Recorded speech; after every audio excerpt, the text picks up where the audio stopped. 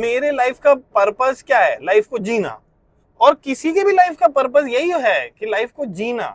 वो जिस तरीके से आप जीना चाहते हो उस तरीके से, दूसरे को बिना परेशान किए, दूसरे को बिना कष्ट पहुंचाए। और अब ये कष्ट कि मैं अपनी लाइफ जी रहा हूं, इस वजह से किसी को कष्ट है तो वो जिंदगी भर रहे। नमस्कार दोस्तों, मेरा नाम है आनंद तिवारी और आज माता जी के कहने पे मैं जा रहा हूँ डी मार्ट कुछ सामान लेने के लिए। तो मैं जगतपुरा जा रहा था, तो मैंने सोचा कि थोड़े बहुत ड्रोन के शॉट्स लिए जाएं और आप लोग शॉर्ट्स देखिए, तब तक मैं सामान डी मार्ट से ले लेता हूँ।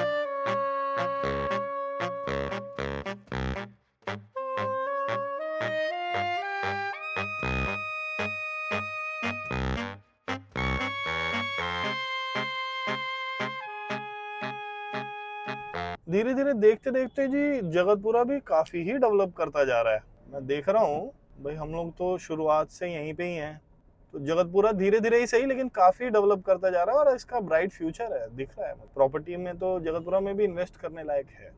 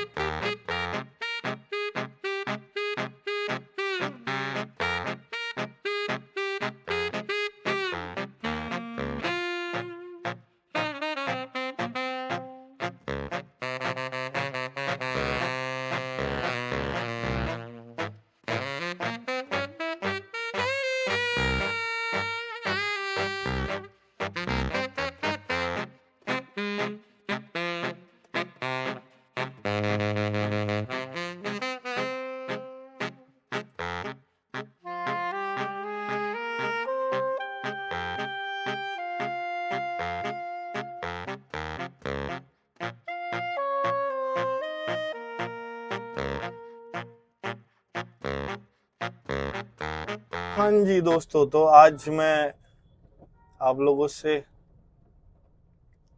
बात इस विषय पे करने वाला था जो मैंने पिछले व्लॉग में आप लोगों को बताया था कि why do I want to live the way I want rather than living up to the mark।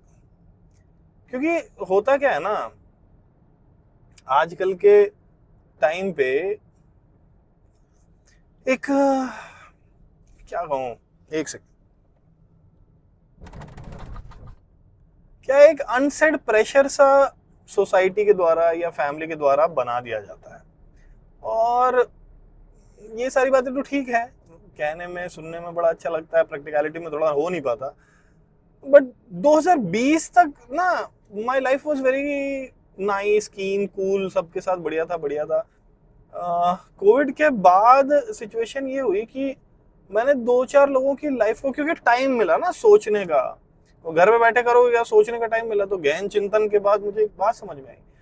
कई लोग मेरे साथ के, मेरे फ्रेंडली लोग थे, मेरे बहुत करीबी, उन लोगों की लाइफ देखी मैंने और मैंने रियलाइज किया कि वो जैसे दूर देश में काम कर रहे हैं, वहां पे घर नहीं ले सकते। क्यों?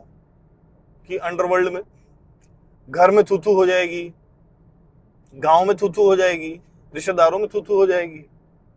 आप अपनी मर्जी से गाड़ी नहीं ले सकते, आपके पास पैसा होते हुए आप गाड़ी नहीं ले सकते। क्योंकि कोविड के टाइम पे आप लोगों को याद होगा कि लोगों के पास क्या है, पैसे बच भी गए।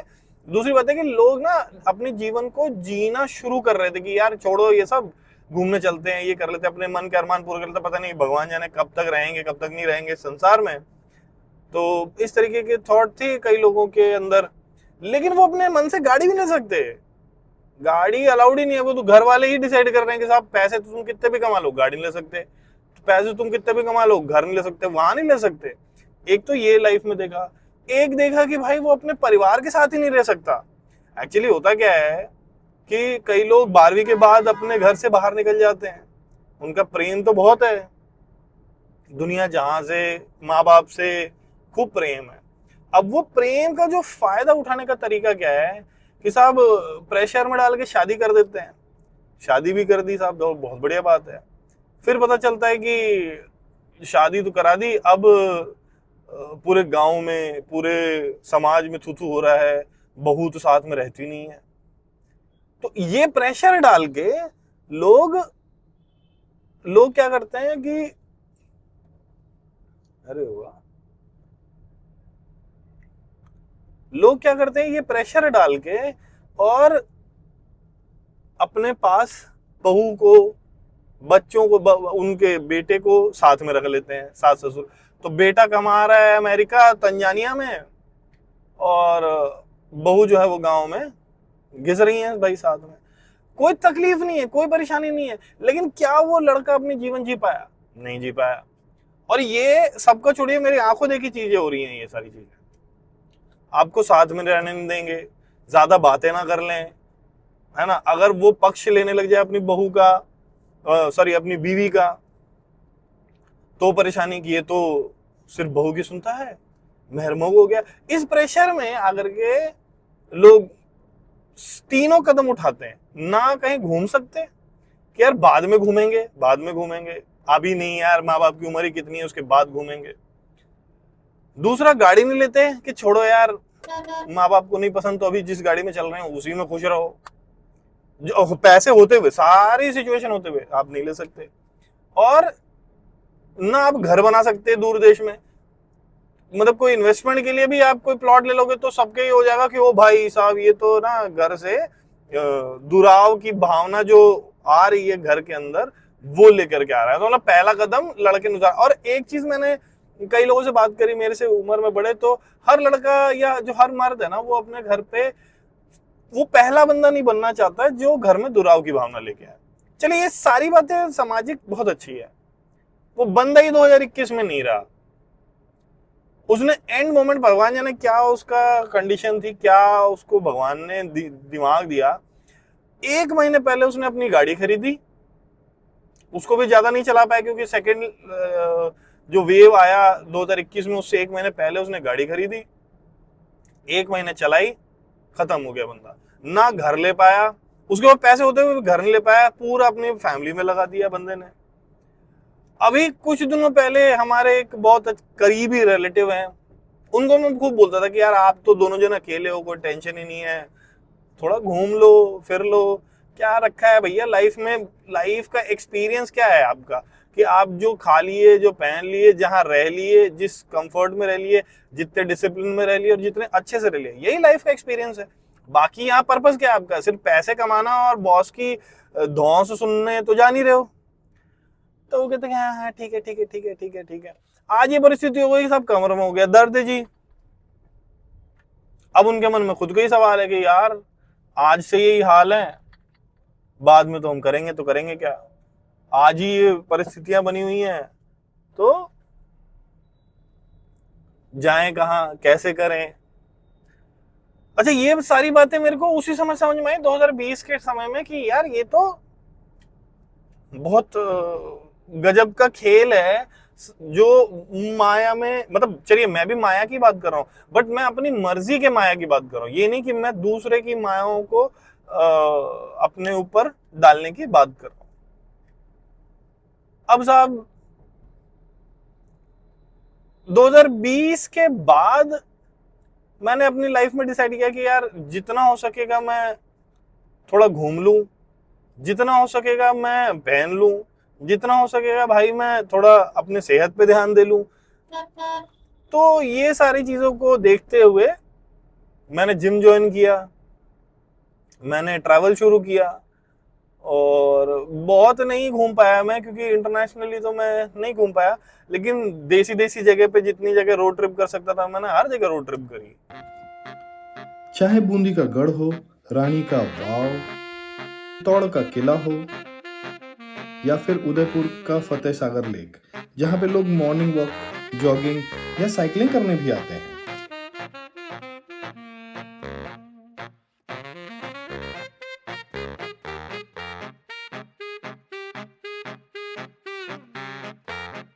ये है सज्जनगढ़ फोर्ट। उदयपुर का सज्जनगढ़ फोर्ट हो, सिटी पैलेस हो, बीकानेर की गलियां हो, जूनागढ़ फोर्ट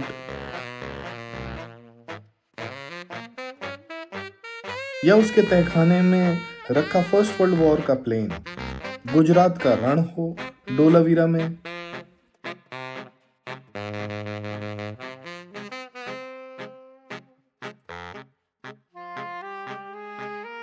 या भुज का कैनियन, खाड़ी नदी, दीव का नायडा केव हो,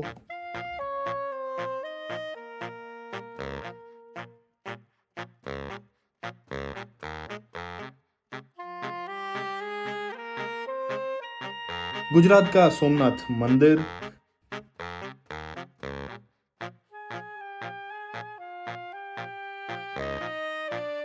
स्टैचू ऑफ यूनिटी या इंडिया का जुरासिक वर्ल्ड।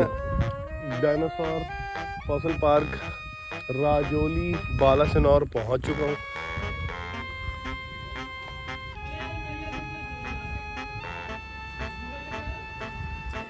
या 20 के नोट पे छपे रानी का वाव।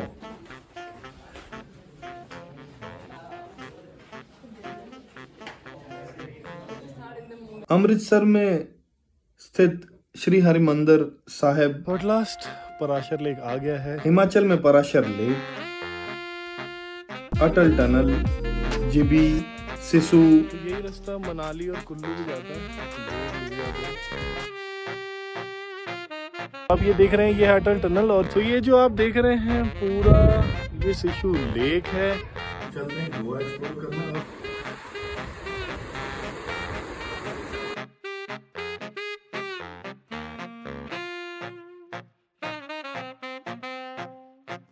या फिर गोवा, मैंने सब नाप दिया। और वो भी वाया रोड। और ये सारी चीजें घूमने के बाद मुझे एक और चीज रियलाइज हुई, और यहीं से मेरे को लाइफ का एक पर्सपेक्टिव भी मिला कि it's not about the destination. जैसे वहां चले गए ना, उससे पहले के एक्साइटमेंट जो होता है, दैट्स लाइफ।